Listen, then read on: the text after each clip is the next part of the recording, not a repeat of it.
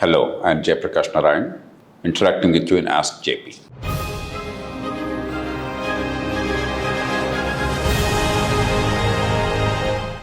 Now from Amit Kumar, Visakhapatnam. He's a student.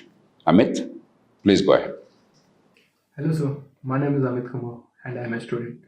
My question to you is India even being the fifth largest economy in the world, but our growth of our country is turning into jobless growth. So, what are the initiatives and measures must be taken to achieve job-led growth?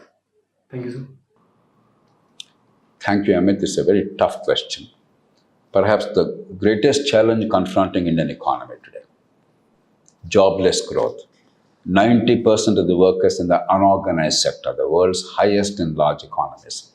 90% in unorganized sector, without security of job, without a monthly wage earning, low level of skills, and women increasingly out of the workforce participation. We used to have 30% women participating in the labor force. Today the number is about 19 to 20%. It's a decline rather than increase. In a country where there's enormous human resource, we're talking about demographic dividend, we're actually not able to utilize the talents. In answer to a different question, we address the challenges of education, the quality and the skills. Without skills, in the modern world, you cannot be productively employable. And with low-level skills, you will only have low-level employment in an unorganized sector with low productivity and therefore low incomes.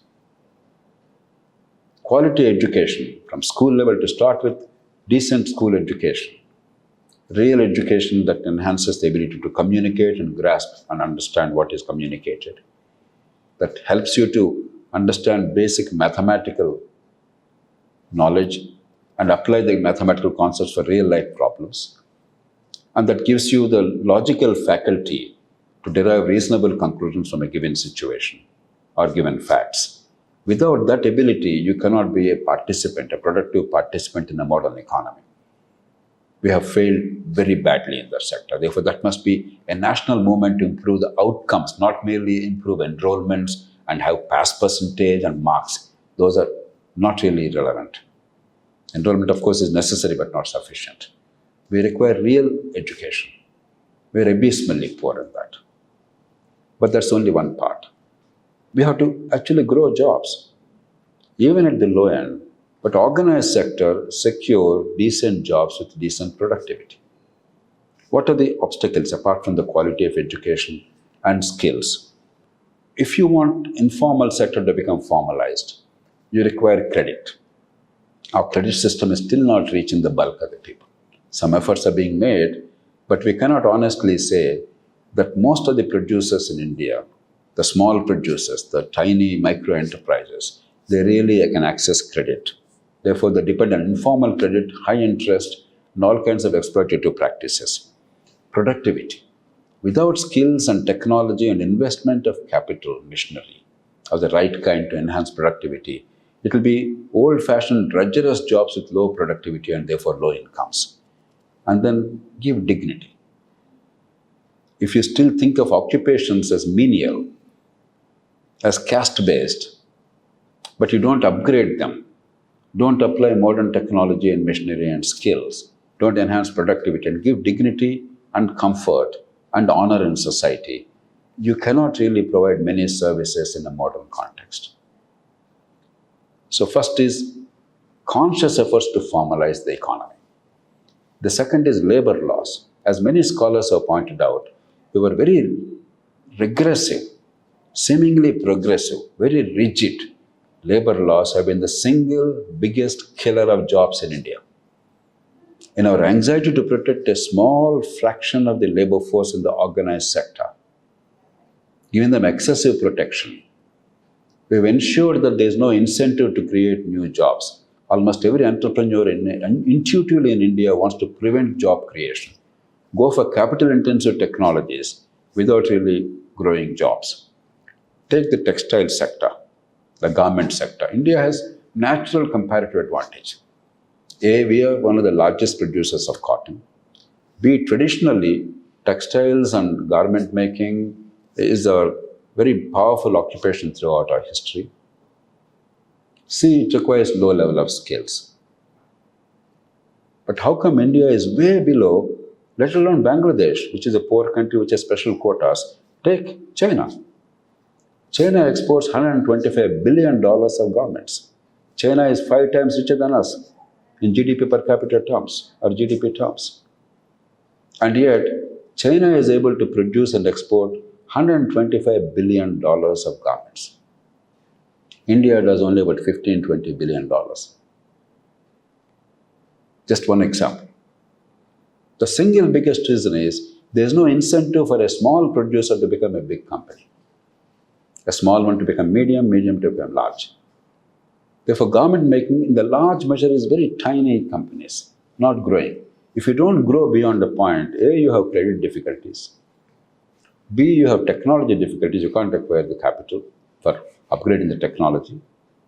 C, you have management difficulties. You can't hire the finest managers at a low scale. And D, you have marketing difficulties. You can market and brand your product, etc., only when you're big enough. Take the example of one enterprise. I am very enthused when I looked at it. In a place called Achyutapuram near Visakhapatnam, close to where Amit lives, and now Anakapalli district, earlier Visakhapatnam district, a company called Brandix. Some Sri Lankan entrepreneurs came and invested there. They have tied up with a global brand, Victoria's Secret.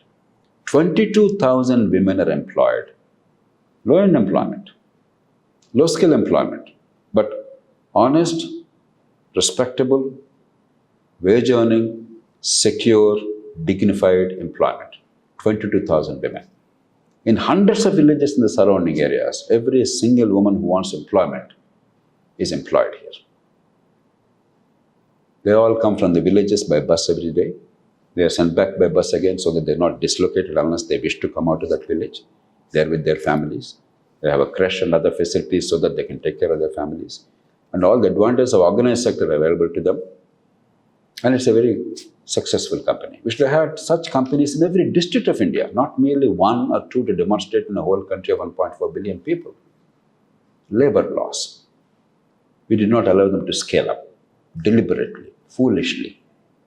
Thinking that we are doing good to the labor, we ended up creating unemployment and killing jobs. Labor laws. We must completely or near completely deregulate.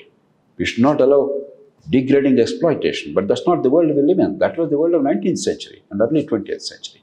In today's world, even for labor, there's competition. Unless the employer actually attracts good labor, retains them, and pays them decently, the employer cannot survive.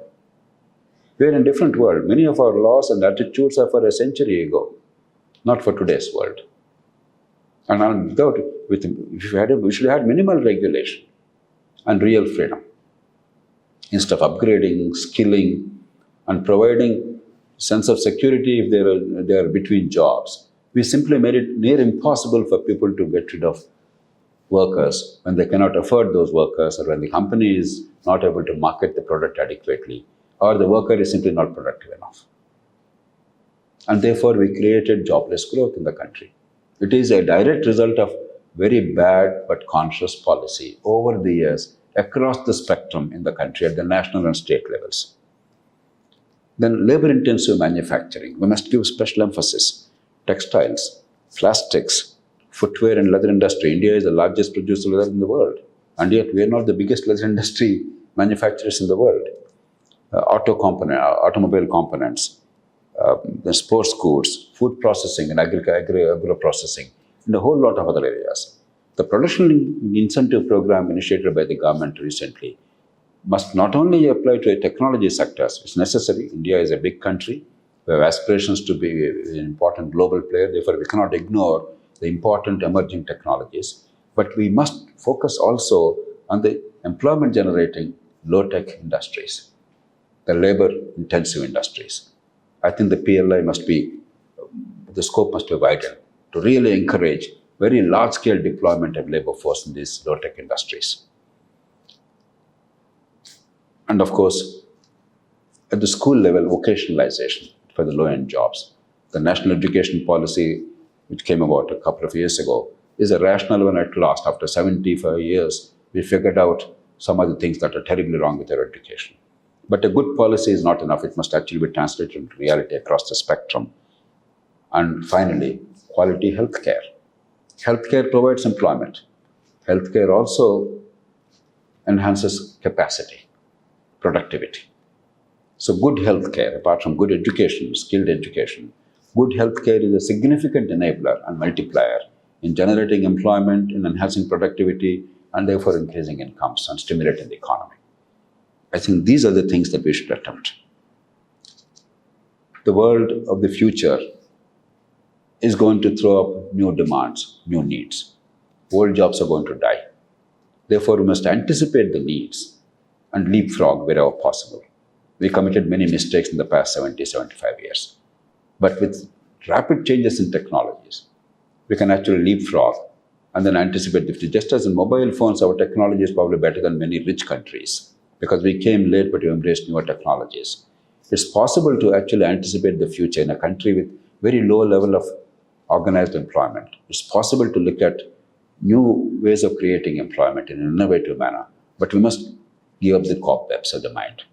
And we must give up the old-fashioned notions of socialism without creation of jobs or generating wealth.